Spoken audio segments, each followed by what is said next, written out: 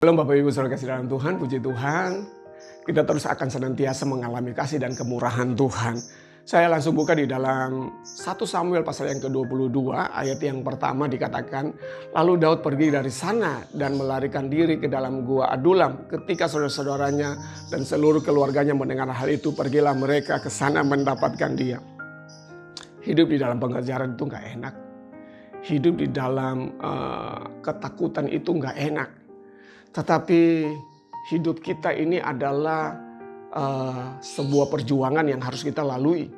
Daud walaupun telah diurapi oleh Tuhan, tetapi dia terus saja dikejar-kejar oleh Saul, raja Israel, untuk dibunuh, saudaraku.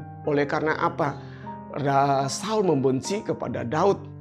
Karena orang Israel itu ketika Daud pulang berperang melawan Goliat dan dia membunuh Goliat, saudaraku. Apa yang dilakukan oleh orang Israel?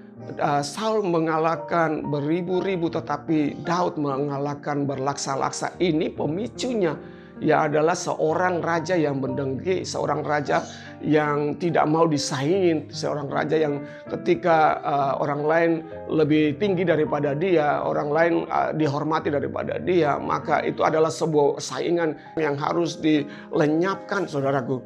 Ini adalah sebuah prinsip iblis di dalam hati Saul, tetapi Saul sendiri gak menyadarinya. Sebagai orang percaya, mari kita belajar melihat sebuah kebenaran ini.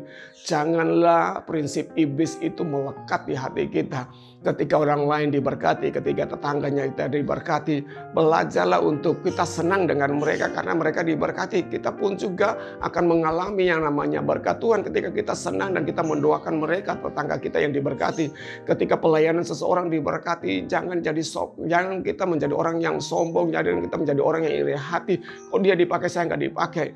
Jangan, Bapak Ibu Saudara kasih dalam Tuhan. Mari kita belajar ketika seseorang diangkat oleh Tuhan, diberkati oleh Tuhan, justru kita senang, justru kita mendoakan dia supaya pemakaian Tuhan lebih dahsyat lagi. Inilah yang perlu untuk kita menjaga hati kita. Jaga supaya hati kita itu tidak tercemar, supaya hati kita itu tidak menjadi hati yang hitam. Kenapa? Banyak orang yang tidak sadar di dalam hidupnya bahwa hatinya telah hitam.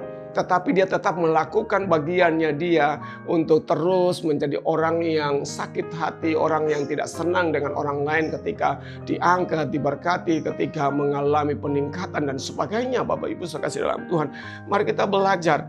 Jangan sampai iblis menguasai kita seperti apa yang dilakukan oleh Saul kepada Daud. Biarlah kita belajar untuk tenang di hadapan Tuhan meskipun dikejar-kejar, tetapi kita tetap menjadikan Tuhan itu sebagai tempat perlindungan yang sejati bagi kita. Jangan lupa Bapak Ibu, memasuki hari ataupun bekerja dalam sepanjang hari ini, biarlah kita terus senantiasa jadikan Tuhan sebagai tempat perlindungan kita yang menjaga hati kita. Supaya hati kita tidak tercemar, hati kita tidak menjadi hitam.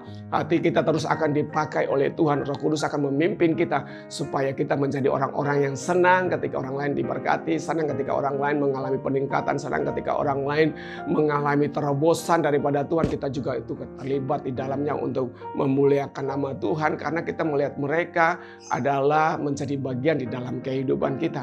Biarlah ini boleh menjadi berkat bagi Bapak Ibu Saudara kasih dalam Tuhan.